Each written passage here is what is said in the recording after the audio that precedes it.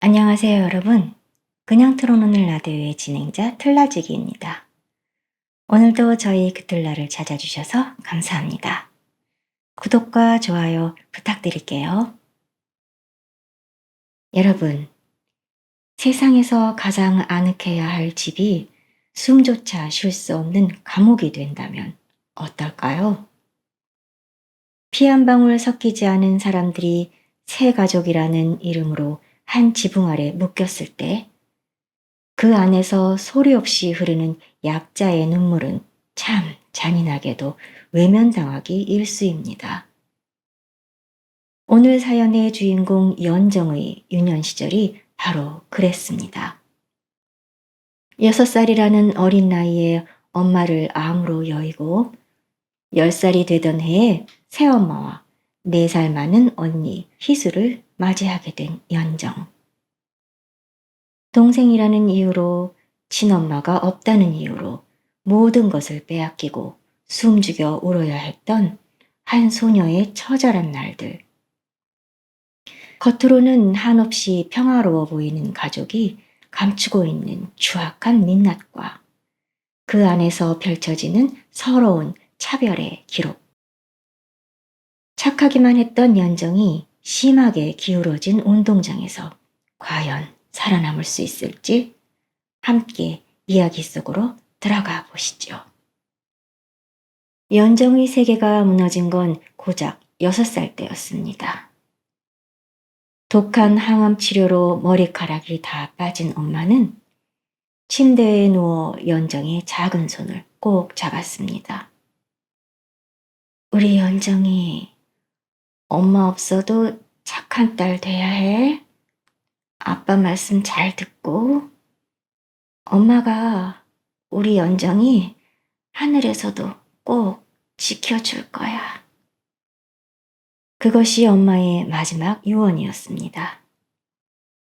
장례식장 상복 바짓단을 접어 올린 채 엄마의 영정사진 앞에서 과자를 씹던 6살 아이의 모습에 조문객들은 모두 눈물을 흘렸지요. 아빠는 무뚝뚝했지만 딸 연정에게 늘 미안해했습니다. 하지만 혼자 아이를 키우는 엄동설한의 시간은 너무나 길었지요. 결국 연정이 10살이 되던 해에 아빠는 재혼을 결심했습니다. 연정에게도 엄마의 품을 만들어주고 싶다는 순진한 바람이었지요. 그렇게 새엄마와 4살 많은 사춘기 언니 희수가 연정의 집 문을 열고 들어왔습니다. 동고 첫날부터 집안의 분위기는 묘하게 뒤틀렸습니다. 언니 희수는 집안에 들어오자마자 안방 건너편 햇볕이 잘 들고 넓은 연정의 방을 가리켰습니다. 나 이 방 쓸래. 쟤는 저기 구석방 쓰라고 해. 새엄마는 기다렸다는 듯 연정의 짐을 어두운 구석방으로 빼버렸습니다. 그뿐만이 아니었습니다. 언니 희수는 연정이 책상에 놓인 아기자기한 학용품과 돌아가신 엄마가 생전 마지막으로 사주셨던 곰인형을 빤히 쳐다보더니 그대로 움켜쥐었습니다. 희수는 표독스럽게 말했지요. 야, 이거 이제 내 거야. 너는 동생이니까 언니한테 양보해야 돼. 우리 엄마한테 예쁨 받고 싶으면 굿말 말고 내놔. 연정은 인형을 꼭 붙잡으며 울먹였지요. 안 돼. 이건 우리 엄마가 주신 거야. 이거 없으면 나 잠 못 자. 그때 거실에서 보고 있던 새엄마의 싸늘한 목소리가 들려왔습니다. 새엄마의 눈빛은 아빠가 있을 때와는 전혀 달랐어요. 뱀처럼 차가웠지요. 연정아, 벌써부터 언니한테 샘내고 욕심 부리는 거 아니다.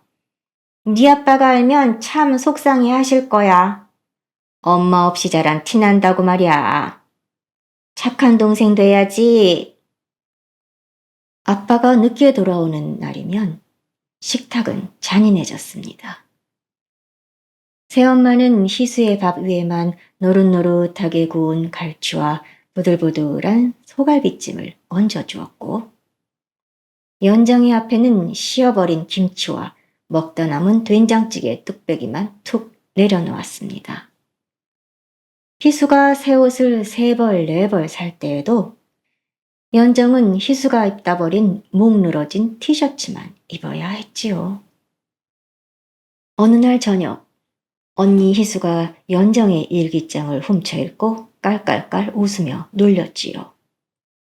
연정은 생전 처음으로 소리를 질렀습니다. 내놔! 왜 남의 일기장을 봐? 이건 내 사생활이잖아. 그러자 희수는 일기장을 바닥에 던지며 연정의 가슴을 찌르는 독설을 내뱉었습니다. 어디서 소리를 질러? 야, 조용히 해. 너 자꾸 까불면 엄마한테 말해서 니네 아빠한테 다 일러버린다. 우리 엄마 욕도 했던데? 너 불쌍한 척 동정이나 받으려고 죽은 엄마 보고 싶다고 일기에 청승 떠는 거지? 엄마 없는 애 티 좀 내지 마라. 6살의 엄마를 잃은 슬픔보다 10살에 마주한 현실은 더 시렸습니다. 늦은 밤 아빠가 퇴근하고 돌아오면 집안은 언제 그랬냐는 듯 평화로운 가정에 가면을 썼습니다. 새엄마는 아빠의 겉옷을 받아들며 코맹맹이 소리로 연정을 칭찬했지요. 여보, 우리 연정이가 얼마나 착한지 몰라요. 희수한테 방도 양보하고 맛있는 반찬도 양보하고 아주 대견해요. 아빠는 피곤에 절은 얼굴로 연정의 머리를 쓰다듬으며 말했습니다. 그래, 우리 딸. 미안하고 고맙다. 새엄마 말 잘 듣고 지금처럼 착하게 자라다오. 아빠에게 사실대로 말하면 가정의 평화가 깨질까봐, 아빠가 또 밤잠을 설칠까봐 어린 연정은 입술을 깨물며 그저 고개만 끄덕였습니다. 그리고 그날 밤, 연정은 어두운 구석방에서 돌아가신 엄마의 사진을 품에 꼭 안은 채 베개에 얼굴을 파묻고 소리 없이 흐느꼈습니다. 엄마, 나 잘 참을 수 있어. 참는 게 이기는 거랬지? 나 안 올 거야. 그렇게 착한 아이의 눈물로 잔인한 동고의 첫 페이지가 넘어갔습니다. 시간이 흘러 연정은 중학생이, 희수는 대학생이 되었습니다. 몸이 자란 만큼 이 집안의 기울어진 운동장은 더욱 노골적으로 가파르게 변해갔습니다. 여전히 새엄마는 아빠 앞에서는 연정을 친딸처럼 아끼는 척 했지요. 하지만 아빠가 출근하고 나면 연정의 노동이 시작되었습니다. 연정은 등교하기 전에 설거지를 해놓고 하교하고 집에 도착하자마자 집안 청소를 했어요. 새엄마는 소파에 누워 TV를 보며 무심하게 말했습니다. 연정아, 넌 아직 중학생이고 머리도 팽팽하게 잘 돌아가니까 학원 갈 필요 없잖니? 우리 희수 여대생들 다 들고 다닌다는 명품 가방 하나 없어서 얼마나 창피하겠니? 네 학원비로 사주면 좋겠구나. 아빠한테는 비밀로 하는 거다. 넌 속이 깊은 애니까 다 이해할 거야. 집안일에 치이면서도 연정은 독하게 공부했습니다. 연정은 돌아가신 엄마 사진을 앞에 두고 코피를 쏟아가며 공부했지요. 그리고 힘이 들 때면 엄마 사진에 대고 작게 속삭였습니다. 엄마, 나 공부 열심히 해서 꼭 성공할 거야. 아빠 호강시켜 드릴게. 그 간절함 덕분이었을까요? 연정은 전교 1등을 한 번도 놓친 적이 없었습니다. 하지만 그 화려한 성적표는 이 집안에서 축하받을 일이 아니었습니다. 겨우겨우 대학에 들어간 희수에게 연정의 성적표는 그 자체로 모욕이자 질투의 대상이었습니다. 어느 날 연정이 학교에서 돌아와 책상 서랍을 열었을 때였습니다. 액자에 고이 끼워두었던 상장과 성적표가 사라지고 없었습니다. 연정은 놀라서 온 방을 뒤지며 찾았어요. 희수는 화장을 고치며 콧방귀를 뀌었습니다. 왜? 쥐새끼처럼 뭘 그렇게 찾아? 아, 그거? 내가 버렸어. 지저분해서. 야, 넌 동생이 그렇게 눈치가 없냐? 언니는 대학 가서 취업 준비하느라 스트레스 받아 죽겠는데 넌 맨날 1등 한다고 유세를 떨어? 아빠한테 자랑해서 뭐 용돈이라도 더 뜯어내려고? 재수없게 진짜. 연정은 분노에 몸이 떨렸지만 꾹 참았습니다. 여기서 큰 소리를 내면 퇴근한 아빠가 또 한숨을 쉴 테니까요. 하지만 희수의 괴롭힘은 날이 갈수록 영악해졌습니다. 연정이 특목고 진학을 위해 중요한 기말고사를 치르는 날 아침이었습니다. 새엄마는 웬일로 연정에게 도시락을 싸주었죠. 우리 연정이 시험 잘 보라고 특별히 장조림했다. 연정은 웬일인가 싶어 감사하다고 인사를 하고 학교에 갔습니다. 그런데 점심시간에 그 도시락을 먹은 연정은 식은땀을 흘리며 배를 움켜쥐고 화장실을 들락거려야 했습니다. 속이 뒤틀리고 구토가 쏟아졌지요. 결국 연정은 오후 시험을 망치고 보건실 침대에 쓰러졌습니다. 창백해진 얼굴로 겨우 집에 돌아온 연정이 조용히 현관문을 열고 들어서는데 방문 틈으로 새엄마와 언니가 킥킥거리며 웃는 소리가 새어나왔습니다. 언니 희수가 비열하게 말했습니다. 엄마, 진짜 장조림에 설사약 탔어? 헐, 대박. 걔 오늘 시험 볼 때 화장실 가고 싶어서 죽을 뻔했겠네? 새엄마는 잔뜩 신이 나서 대답했지요. 아유, 그럼. 걔가 전교 1등에서 특목고 간다고 동네방네 소문내고 다니는 꼴을 내가 어떻게 보니? 네 아빠가 알면 또 연정이년한테만 칭찬을 해댈 텐데. 귀 좀 꺾어놔야 집안이 조용하지. 넌 걱정 말고 네 스펙이나 잘 쌓아. 연정은 문고리를 잡은 채 얼어붙었습니다. 질투를 넘어선 악독한 학대였지요. 자신을 철저히 무너뜨리려는 두 모녀의 섬뜩한 웃음소리가 연정의 귓가를 때렸습니다. 연정은 울음소리가 들릴까봐 주저앉아 입을 틀어막았습니다.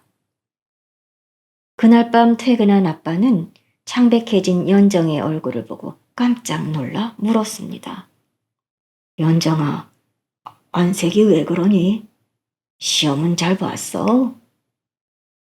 아빠의 따뜻한 손이 이마에 닿는 순간 연정은 참았던 눈물이 왈칵 쏟아질 뻔했습니다. 이 집에 있는 두 악마가 나에게 무슨 짓을 했는지 다 말해버리고 싶었지요. 하지만 거실에서 과일을 깎으며 자신을 노려보는 새엄마를 보는 순간 연정은 다시 입을 다물었습니다. 무뚝뚝하지만 가정을 지키려 애쓰는 아빠가 이 사실을 알면 집안은 또다시 산산조각이 날 테니까요. 연정은 억지로 미소 지으며 말했습니다. 아니 아빠, 나 괜찮아. 그냥 점심 먹은 게 좀 체했나 봐. 시험은 잘 봤어. 걱정하지 마. 16살의 연정은 그렇게 자신의 상처를 스스로 꿰매는 법을 배우고 있었습니다. 참는 게 이기는 거야. 언젠가 이 지옥에서 꼭 내 발로 걸어 나갈 거야. 연정은 돌아가신 엄마의 사진을 보며 밤마다 눈물로 일기장을 썼습니다. 하지만 여러분, 인내는 쓰지만 열매는 달다고 했던가요?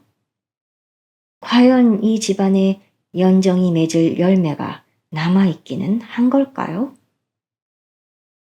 모진 구박과 차별 속에서도 시간은 흘러 마침내 연정의 대학 입시 날이 되었습니다.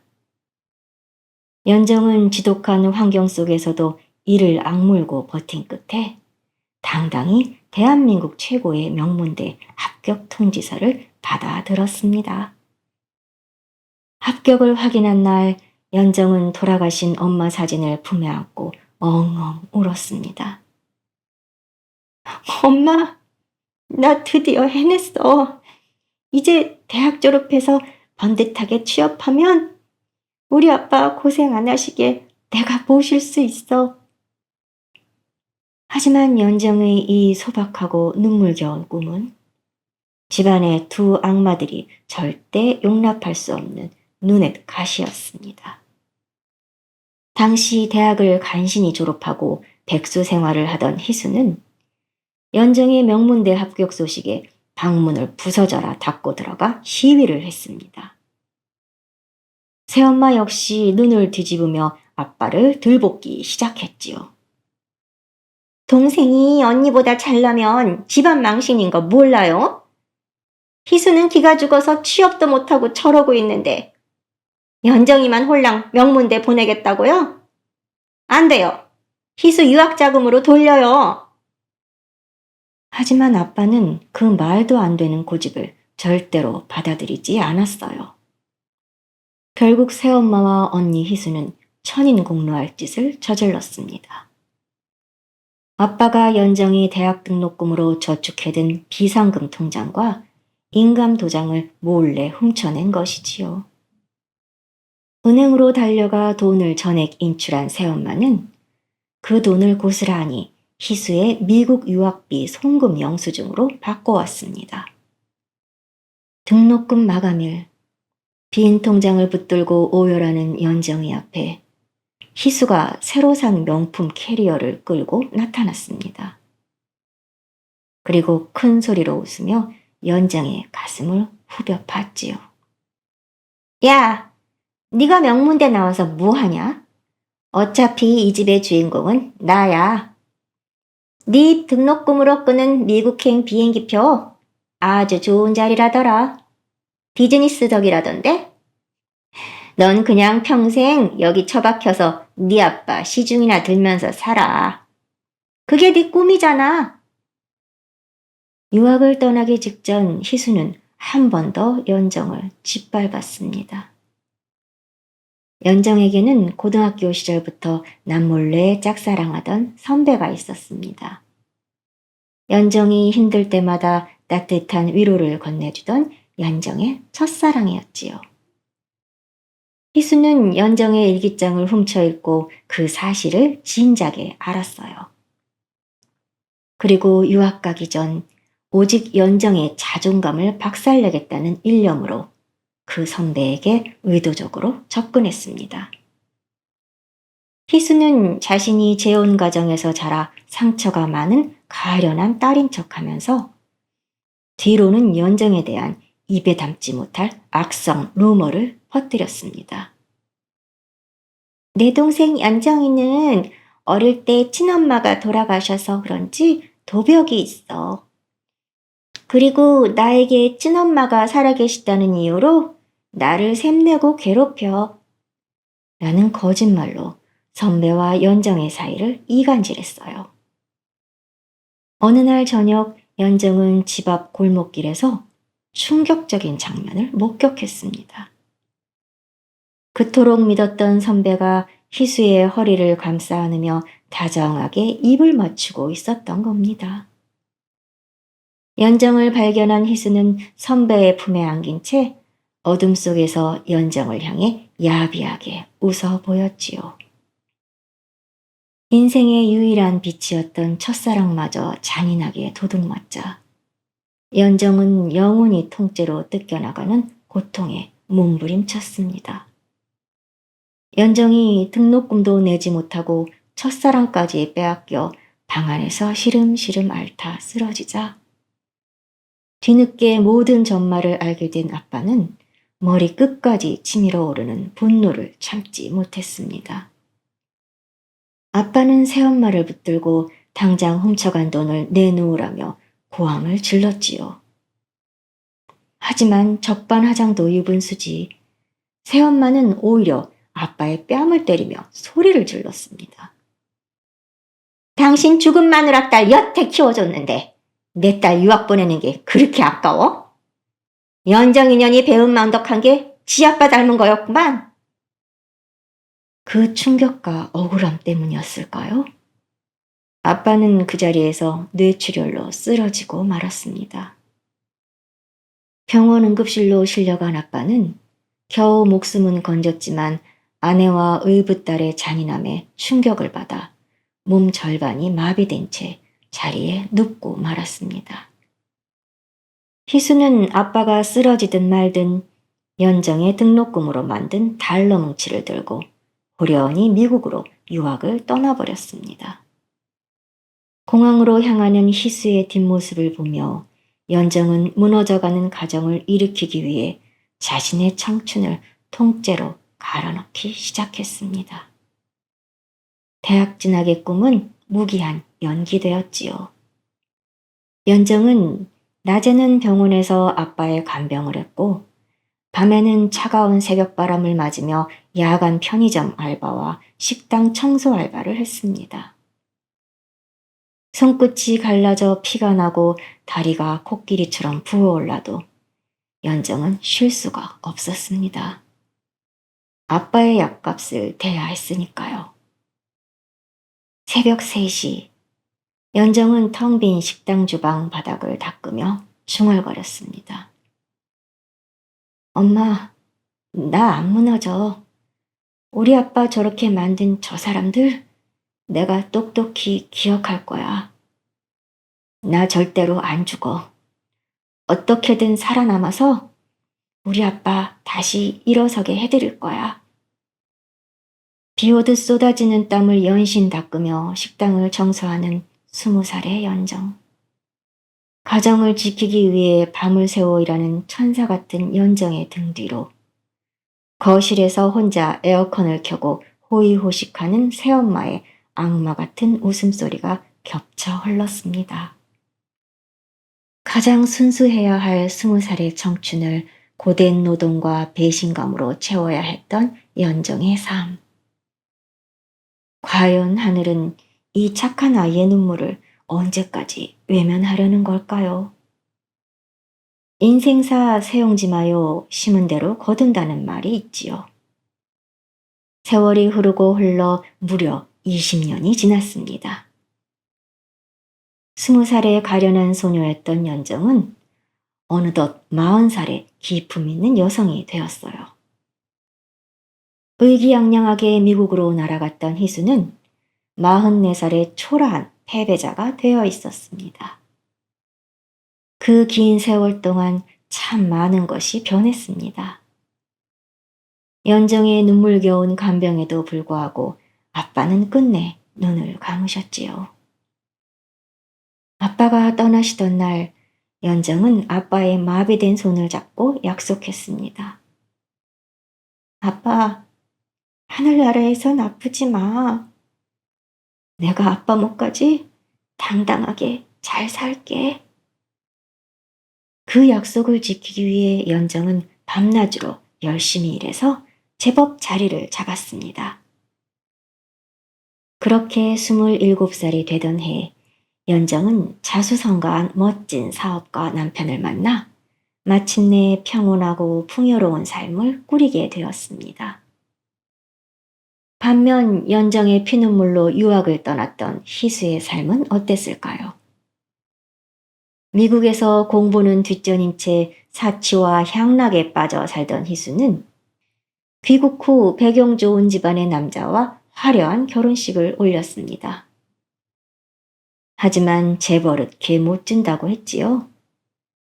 결혼 후에도 끊임없는 낭비벽과 의부증으로 결국 몇 년 못 살고 비참하게 이혼을 당했습니다. 이혼하며 받은 돈마저 사치스러운 생활로 탕진한 희수는 사채 빚쟁이들에게 쫓기는 신세가 되었습니다. 얼굴엔 과거의 도도함 대신 비굴함과 패배감만 가득한 삼류 인생으로 전락했지요. 그리고 만악의 근원이었던 새엄마에게도 천벌이 내려졌습니다. 평생 자기 딸 희수만 편애하며 온갖 악행을 일삼던 새엄마는 중증 치매에 걸렸습니다. 정신이 오락가락하며 대소변을 못 가리는 새엄마를 보며 친딸인 희수는 등을 돌렸습니다. 돈도 없는 노인네가 곱게 늙을 것이지 왜 치매에 걸리고 난리야? 라고 폐륜적인 말을 하면서요. 희수는 엄마의 마지막 남은 낡은 임대아파트 보증금까지 싹 가로채고는 엄마를 허름한 요양원에 버리듯 맡겼습니다. 그리고는 요양원 비용이 아깝다며 전화번호까지 바꾸고 잠적해버렸지요. 평생을 희수 뒷바라지 하느라 영혼까지 팔았던 새엄마는 자신이 그토록 사랑했던 친딸에게 허인신짝처럼 버려진 채 차가운 요양원 침대에서 방치되어 가고 있었습니다. 요양원 측으로부터 보호자가 연락이 안 되어 노인이 길바닥에 나앉게 생겼습니다. 라는 청천벽력 같은 연락을 받은 건 다름 아닌 연정이었습니다.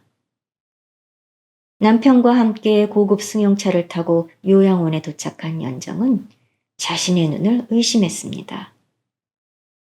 그곳에는 그토록 표독스럽게 자신을 구박하고 갈비를 희수 입에만 넣어주던 꼿꼿한 새엄마의 모습은 온데간데 없었습니다. 떼꾸정물 흐르는 환자복을 입은 채 초점 없는 눈으로 구석에 쪼그리고 앉아 침을 흘리는 처량한 노파만 있을 뿐이었지요. 과거의 상처를 생각하면 침을 뱉고 돌아설 법도 하건만 연정은 다정하게 다가가 새엄마의 거친 손을 잡았습니다. 연정은 주변의 만류에도 불구하고 그런 새엄마를 자신의 널찍하고 따뜻한 집으로 거두어 정성껏 간병했습니다. 복수가 아닌 용서를 택한 것이지요. 비록 좋은 엄마는 아니었지만 그래도 어린 시절에 자신을 키워준 공은 갚는 것이 도리라고 생각했기 때문입니다. 연정이 손수 끓인 따뜻한 미음을 새엄마의 입에 넣어주던 어느 비오는 날 저녁이었습니다. 창밖으로 번개가 번쩍 치던 순간 평소 흐릿하던 새엄마에게 아주 잠깐 기적처럼 맑은 정신이 돌아왔습니다. 치매의 안개가 거친 찰나 새엄마는 눈앞에 있는 연정의 얼굴을 빤히 쳐다보았습니다. 그리고는 사색이 되어 온몸을 사시나무 떨듯 떨기 시작했지요. 하지만 새엄마의 입에서 나온 이름은 연정이 아니었습니다. 자신이 그토록 질투하고 원망했던 연정에 돌아가신 친엄마의 이름인 경숙을 부른 것이었습니다.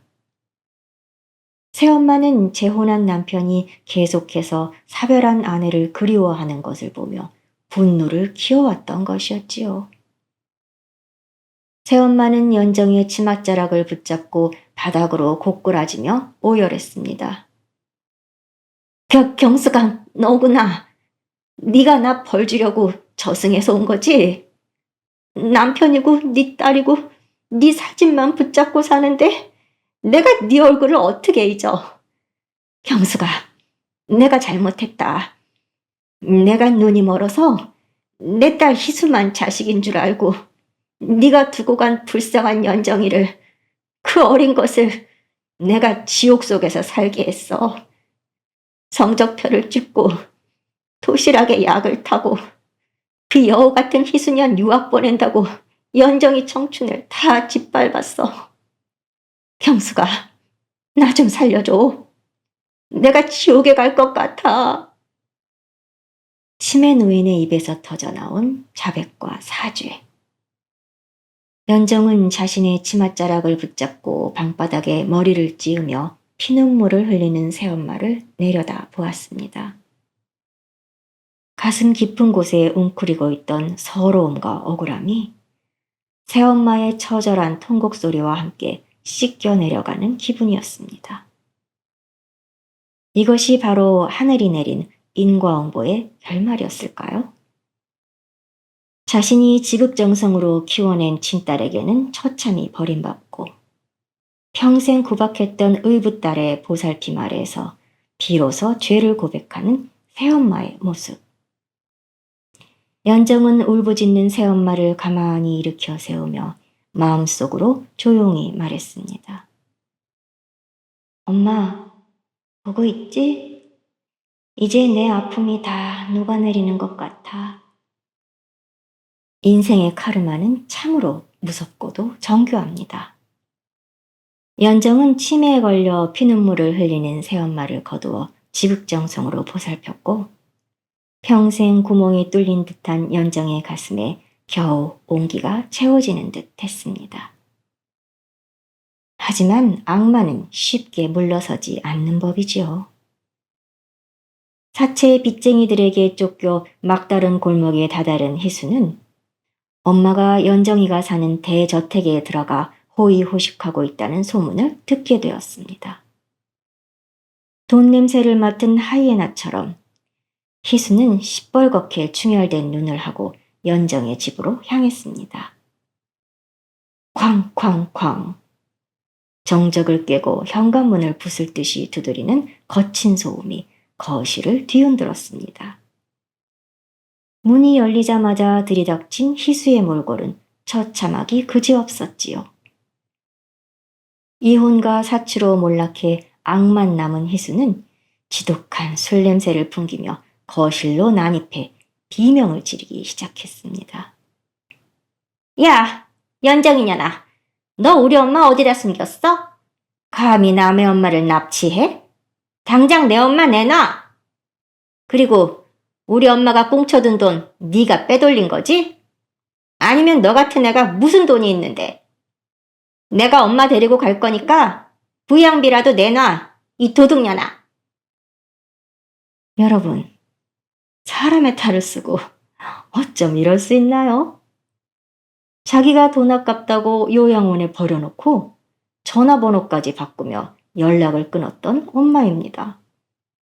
이제 와서 동생 집에 쳐들어와 납치니 부양비니 적반하장도 유분수지요. 거실 구석 휠체어에 앉아있던 치매 걸린 새엄마는 친딸 희수의 살기 어린 비명에 몸을 사시나무 떨듯 떨며 연정의 등 뒤로 정신없이 숨었습니다. 희수는 그 처량한 엄마의 모습을 보고도 눈 하나 깜짝하지 않았어요. 오히려 돈줄을 빼앗기지 않겠다는 듯 엄마의 앙상한 팔을 거칠게 잡아 끌었습니다. 하지만 연정은 희수를 강하게 밀쳤습니다.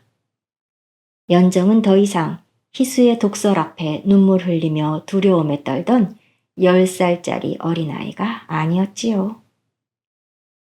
연정의 눈빛은 얼음장처럼 차가웠고 목소리는 바위처럼 무거웠습니다. 언니, 아니 희수씨, 난 더 이상 당신한테 빼앗길 게 없어. 그 더러운 손 당장 치워. 하지만 희수는 끄떡도 안 했지요. 하! 네가 사업가 남편 믿고 눈에 뵈는 게 없구나. 네가 우리 엄마 강제로 데리고 있는 거 내가 노인학대랑 감금죄로 고소하면 넌 끝이야. 당장 법대로 해보자고. 희수가 악에 버쳐 온갖 상스러운 욕설을 퍼붓자 연정은 눈빛 하나 흔들리지 않고 서재로 걸어가 낡고 무거운 오동나무 상자 하나를 들고 나왔습니다. 그것은 20년 전 아빠가 세상을 떠나기 직전 연정에게만 비밀리에 남긴 마지막 유품이었습니다. 돌아가신 아빠가 몸이 마비되어 누워있을 때에도 정신만은 또렷했던 겁니다. 착한 딸 연정을 지옥으로 몰아넣은 두 모녀의 악행을 아빠는 누워서 모두 듣고 있었던 것이지요. 상자가 열리자 희수의 숨통을 끊어놓을 명백한 증거들이 쏟아져 나왔습니다. 아빠가 마비되지 않은 왼손으로 한자 한자 피를 토하듯 써내려간 비밀 일기장. 그리고 낡은 카세트 테이프 하나가 모습을 드러냈습니다. 연정이 녹음기 버튼을 누르자 잡음 섞인 테이프 속에서 20년 전 병원에서 녹음된 새엄마와 희수의 목소리가 흘러나왔습니다. 엄마, 저번 연정이 시험 때 장조림에 설사약 거 너무 천재적이었어. 이 양반은 그간 아무것도 몰랐으면서 이제 와서 연정이 챙기는 척은 한심해. 그래도 그 돈 훔쳐서 너 유학도 받은 것이니 뭐. 자신들의 추악한 범죄 음성이 온 집안에 울려 퍼지자 희수는 순간 사색이 되어 뒷걸음질 쳤습니다. 변명조차 할 수 없는 명백한 아동학대와 절도, 사기 행각의 증거들이었지요. 그 어린 시절 억울하게 시험을 망치고 혼자 울었던 연정의 아픔을 생각하면 지금 이 순간이 얼마나 기가 막힌 인과응보입니까? 아빠가 눈을 감으면서 얼마나 피눈물을 흘렸을까요? 연정아, 내가 힘이 없어 미안하다. 훗날 그 악마들이 또 너를 해치려 들 때 이 증거들이 너에게 힘이 되길 바란다. 나무 상자 안쪽에 적힌 아빠의 삐뚤빼뚤한 글자에 연정은 눈물을 흘렸습니다.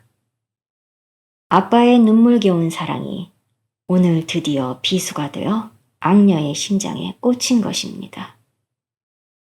연정이 단호하게 말했습니다. 희수 씨, 당신이 엄마를 요양원에 버리고 보증금 훔쳐간 내역 전부 법원에 제출할 거야. 내 등록금과 우리 아빠 돈 훔쳐간 증거도. 당신이 진 사채빚도 이미 많지 않아? 어떻게 소송은 하려고? 희수는 결국 급히 도망 나가면서도 발악을 했지요. 이 나쁜 년아, 네가 감히 나한테 까불어? 고아년이 남편 믿고 지랄이네. 희수는 끝까지 반성하지 않고 발악을 했지만 이미 버스는 떠난 뒤였습니다. 희수의 추악한 악행은 연정 남편의 네트워크를 통해 사회에 낱낱이 공개되었습니다. 사채 빚쟁이들에게 쫓기며 법정 구속된 희수는 마침내 아무도 찾지 않는 어두운 독방 구석에 갇히게 되었습니다. 그 옛날 자신이 연정에게 했던 것처럼 차가운 바닥에서 숨죽여 울 수밖에 없는 처참한 신세가 된 것이지요. 자신이 던진 돌멩이가 지금 자신의 머리 위로 떨어지게 된 것입니다. 거센 폭풍우가 지나가고 연정의 집에는 다시 고요가 찾아왔습니다. 희수가 감옥으로 끌려가고 사회적으로도 매장된 뒤 새엄마의 병세는 눈에 띄게 깊어졌습니다. 마치 평생을 바쳐 맹목적으로 사랑했던 친딸의 파멸이 자신의 목숨마저 물귀신처럼 끌어당기는 것처럼요. 치매의 안개 속을 헤매면서도 새엄마는 하루에도 수십 번씩 무언가를 찾는 듯 허공에 손을 저었습니다. 그리고 그 앙상한 손을 가만히 잡아주는 사람은 친딸 희수가 아니라 구박만 받던 연정이었지요. 여러분, 인생 참 덧없지요? 자식 유학 보낸다고 남의 자식 피눈물 흘리게 하더니 그 귀한 친딸은 장래는커녕 임종조차 지키지 못하는 철창 신세가 되었으니 말입니다. 가을비가 유난히 차갑게 내리던 어느 새벽이었습니다. 얕은 숨을 몰아쉬던 새엄마가 갑자기 번쩍 눈을 떴습니다. 신기하게도 치매의 초점 없던 눈빛이 맑게 거쳐 있었지요. 사람이 죽기 직전 잠시 정신이 맑아진다는 그 반짝하는 순간이 온 것입니다. 새엄마는 침대 곁에 앉아있던 연정의 소매를 힘겹게 끌어당겼습니다. 새엄마는 거친 숨을 몰아쉬며 눈물을 뚝뚝 흘렸습니다. 연정아, 우리 착한 연정아. 연정은 놀라서 깨어나 새엄마의 손을 잡았지요. 엄마, 정신이 좀 드세요? 새엄마는 작은 목소리로 겨우 말을 이어갔습니다. 네 엄마가 널 두고 갈 때 얼마나 피눈물을 흘렸을지 내가 이 모양이 되어보니 이제야 알겠다. 내가 짐승만도 못한 년이야. 널 그 어두운 방에 가두고 네 밥그릇에 시어빠진 김치만 얹어주면서 그 어린 것이 밤마다 숨죽여 오는 걸 모른 척했어. 내 새끼 귀한 줄만 알았지. 네가 흘린 피눈물은 외면했다. 새엄마는 남은 힘을 다해 연정의 손을 꽉 쥐었습니다. 마치 이 손을 놓으면 영원히 지옥불에 떨어질 것처럼 매달리며 애원했지요. 연정아, 날 용서하지 마라. 나는 천벌을 받아 마땅한 년이야. 그래도 내가 눈 감는 마지막 길에 네가 이 더러운 손 한 번만 잡아주면 안 되겠니? 무서워서 그래, 연정아. 너무 무서워서 그래. 그때 어린 연정이 느꼈을 외로움과 공포. 내 엄마가 없다는 사실 하나로 겪어야 했던 숱한 공포의 밤들이 주마등처럼 연정의 머릿속을 스쳐 지나갔습니다. 하지만 연정은 참으로 강하고 아름다운 사람이었습니다. 연정은 새엄마의 거칠고 주름진 손을 양손으로 따뜻하게 감싸 쥐었습니다. 연정은 눈물을 닦으며 차분하게 말했습니다. 엄마, 저 엄마 미워하지 않아요. 미워할 힘도 이제 남아있지 않거든요. 그리고 엄마, 희수 언니가 그렇게 망가진 건 엄마 죄가 아니라 그 사람의 선택이었어요. 그러니까 하늘나라 우리 엄마한테 가서 너무 미안해하지 마세요. 저 이렇게 잘 살고 있잖아요. 그 순간이었습니다. 연정의 따뜻한 말 한마디에 맺혀있던 눈물을 툭 떨구며 새엄마는 고맙다, 미안하다 라는 작은 옹알거림을 끝으로 길고 길었던 생의 끈을 놓았습니다. 평생 도끼 품었던 표독스러운 표정이 아니라 죄를 사함받은 자의 깊은 잠 같은 얼굴이었습니다. 새엄마의 장례식은 쓸쓸했습니다. 감옥 간 친딸 희수는 끝내 나타나지 않았고 오직 연정과 남편만이 빈소를 지켰습니다. 모든 장례 절차를 마친 뒤 연정은 홀로 오래된 산길에 올랐습니다. 바로 6살 때 돌아가신 친엄마의 묘소였습니다.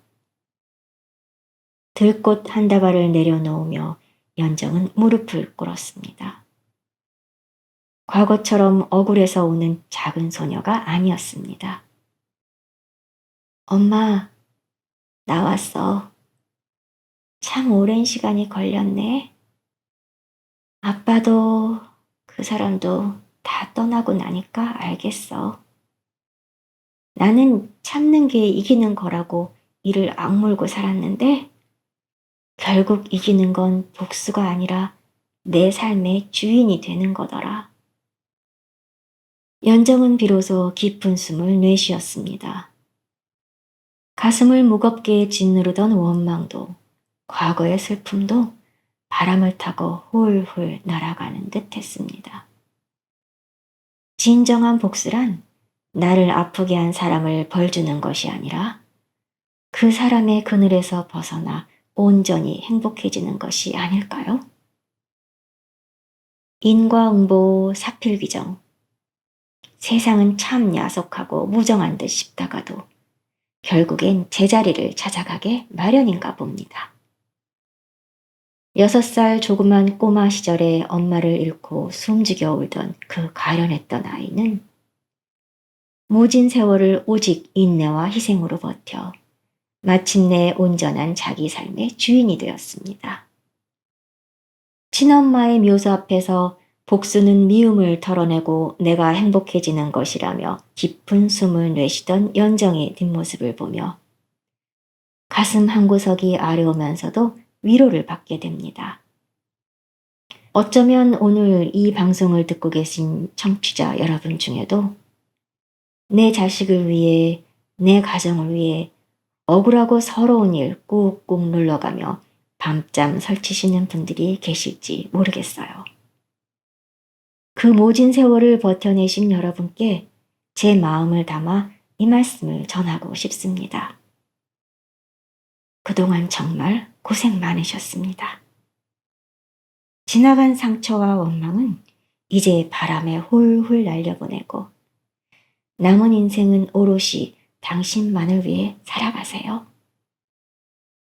따뜻한 위로의 말 한마디 댓글로 남겨주세요. 지금까지 그냥 틀어놓는 라디오의 틀라지기였습니다. 구독과 좋아요, 알림 설정 부탁드릴게요. 다음에도 큰 감동 안고 돌아오겠습니다. 감사합니다.